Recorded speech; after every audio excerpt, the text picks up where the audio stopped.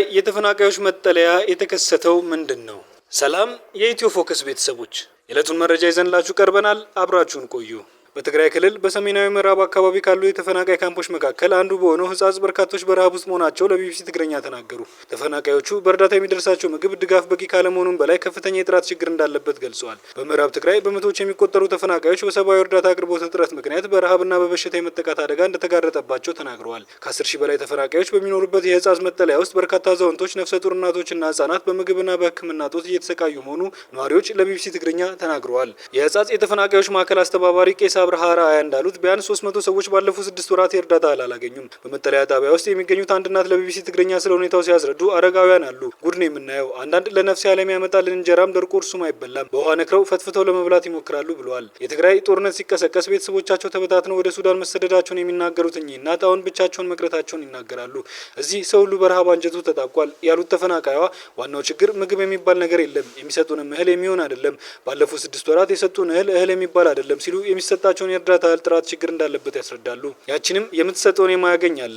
ማሽላው ራሱ የተበላሸ ነው፣ ብዙ ቆሻሻ አለው፣ ታጥቦ በራሱ እህል መሆን አይችልም። ያችም የተበላሸች እህል ስንት ነፍሰ ጡር፣ ስንት አረጋውያን፣ ስንት አራስ አያገኛትም ሲሉ ያለውን ችግር አስረድተዋል። እስከዛሬ በህይወት መቆየታችን ራሱ ተመስገን የሚባለው፣ ካሁን በኋላ ደግሞ ምን እንደምንሆን አናውቅም። በትግራይ ክልል በመቀለ፣ በሸረ፣ በተንቤን፣ በአቢ አዲ፣ በሰሜን ምዕራብ አካባቢ ደግሞ ሰለህለሃ በአጠቃላይ ከ1 ሚሊዮን በላይ ተፈናቃዮች እንደሚገኙ የክልሉ መንግስት ይገልጻል። በህጻጽ መጠለያ ውስጥ የተፈናቃዮች አስተባባሪ የሆኑት ቄስ አብርሃ ራያ በበኩላቸው በካምፑስ ዘግይተው የመጡ አረጋውያን መኖራቸውን ገልጸው እነርሱ አሁን ለችግር መጋለጣቸውን ያስረዳሉ።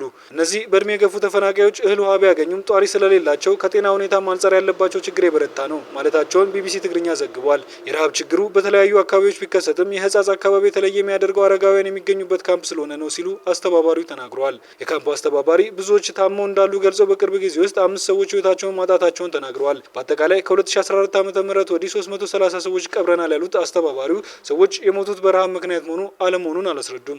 በአሁኑ ወቅት በህጻጽ ካምፕ ወደ 14 ሺዎች እርዳታ የሚያገኙ ቢሆንም ባለፉት ወራት 300 የሚሆኑት ምንም አይነት እርዳታ ለማግኘታቸውን አስተባባሪው ጨምሮ ተናግረዋል። የሚሰጣቸው እህል ማሽላ መሆኑ የሚናገሩት አስተባባሪው ማሽላውም የተበላሸ እንደሆነና ሌላ ተጨማሪ ገንቢ ምግብ እንደማያገኙ፣ ሕክምናም ሆነ ንጹህ የመጠጥ ውሃ ችግር እንዳለባቸው ገልጸዋል። ለ6 ወራት እህል የማያገኝ ሰው አለ።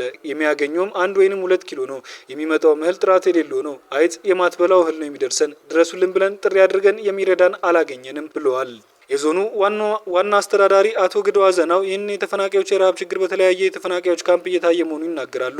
ችግሩ እንዲበረታ ያደረገው ተፈናቃዮቹ ለ5 ተከታታይ ክረምት በዚህ መጠለያ ጣቢያ ውስጥ ማሳለፋቸው መሆኑን የጠቀሱት አስተዳዳሪው በቂ እርዳታም እንደማያገኙ ይገልጻሉ። ለአንድ ሰው የሚሰጠው እርዳታ በወር 15 ኪሎ ማሽላ ነው የሚሉት አቶ ግደው ይህም በቂ እንዳልሆነና ደህንነቱ የተረጋገጠ ባለመሆኑ የተነሳ ችግር ማጋጠሙን ለቢቢሲ ተናግረዋል። በአሁኑ ሰዓት በመጠለያ ጣቢያ ውስጥ የሚገኙ ሰዎች ያለባቸው ችግር ከተነገረ በኋላ የተለያዩ ሰዎች ድጋፍ ለማድረግ እየተረባረቡ እንደሚገኝ የዞኑ አስተዳዳሪ ጨምረው ገልጸዋል። በህጻጽ የመጠለያ ጣቢያ አረጋውያን የሚበዙበት መሆኑ ተፈናቃዮች ሲመጡ ዘግይተው የመጡ አረጋውያን መኖራቸውና እነርሱ የሚያግዟቸው የሚጦራቸው ባለመኖሩ ችግሩ የበለጠ እንዲከፋ ማድረጉን አስተዳዳሪው ተናግረዋል። ይህን ችግር ለመፍታት እየተንቀሳቀስን ነው የሚሉት አስተዳዳሪው ሰኞ ታህሳስ 13 2018 ዓ.ም ከ400 ኪሎ በላይ ዱቄት ከሽሬ አካባቢ ወደ ህጻጽ መጠለያ ካምፕ መወሰዱን ጨምረው አስታውቀዋል። ግለሰቦቹ እርዳታ ለማድረግ እየተንቀሳቀሱ መሆኑና የባንክ አካውንት ተከፍቶም እርዳታ ማሰባሰብ መጀመሩን አስተዳዳሪው ተናግረዋል። የራያ ዩኒቨርሲቲም የተለያዩ እርዳታዎች በመያዝ ወደ አካባቢው እንደተጓዘ የተናገሩት አቶ ግደው በሽራ አካባቢ የሚኖሩ ሰዎች እንዲሁ በማህበራዊ ሚዲያ እርዳታ ለማሰባሰብ እየተንቀሳቀሱ መሆኑን አስተዳዳሪው ተናግረዋል። በትግራይ ክልል በተካሄደው ደም አፋሳሽ ግጭት ከ3 ዓመት በፊት በፕሪቶሪያ ስምምነት ቢቆምም አሁንም በሺዎች የሚቆጠሩ ተፈናቃዮች ወደ ቀያቸው መመለስ አልቻሉም። ህጻጽ የተፈናቃዮች ካምፕ ቀደም ሲል የኤርትራ ስደተኞች ማቆያ ስፍራ የነበረ ሲሆን በትግራይ ከተካሄደ በኋላ ግን ከተለያዩ የክልሉ አካባቢዎች የተፈናቀሉ ሰዎች መጠለያ ሆኗል። የዕለቱ መረጃ ይመስል ነበር። ላይክ፣ ሼር፣ ሰብስክራይብ በማድረግ ቤተሰብ ይሁኑ።